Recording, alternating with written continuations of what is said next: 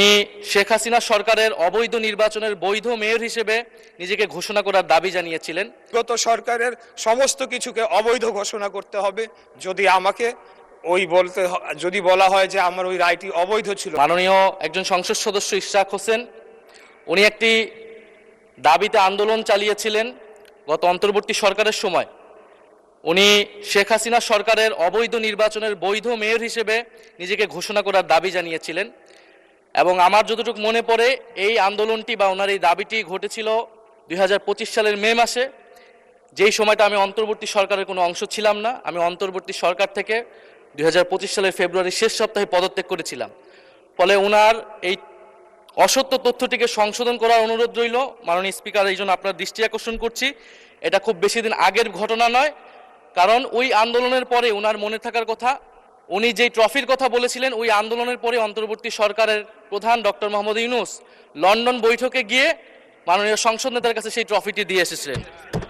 কার্যপ্রণালী বিধির 274 ধারায় আমাকে ব্যক্তিগতভাবে উদ্ধৃতি দিয়ে একটা অসত্য মন্তব্য করা হয়েছে, যার পরিপ্রেক্ষিতে আজকে আমি এখানে দাঁড়িয়েছি।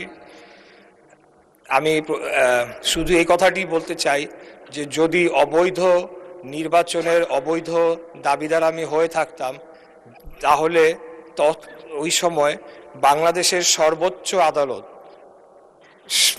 সুপ্রিম কোর্টের আপিলেট ডিভিশনের 7 জন বিচারপতির বেঞ্চে আমার রায়টিকে বহাল রাখা হয়েছিল, যেই আদালতের রেফারেন্সের উপরে ভিত্তি করে বিগত অন্তর্বর্তীকালীন সরকার শপথ গ্রহণ করেছিল। সেই সরকারে আমাদের মাননীয় আজকে যিনি সংসদ সদস্য মন্তব্য করেছেন, তিনিও শপথ নিয়েছিলেন। তাহলে সব কিছু অবৈধ করে দিতে হবে, বিগত সরকারের সমস্ত কিছুকে অবৈধ ঘোষণা করতে হবে যদি আমাকে যদি বলা হয় যে আমার ওই রায়টি অবৈধ ছিল। কারণ বাংলাদেশের এপেক্স কোর্ট সুপ্রিম কোর্টের অ্যাপিলেট ডিভিশনের 7 জন বিচারপতির বেঞ্চে আমার রায়টিকে বহাল রাখা হয়েছিল। অতএব আমি এটার তীব্র প্রতিবাদ জানিয়ে আমার বক্তব্য শেষ করছি। ধন্যবাদ সবাই।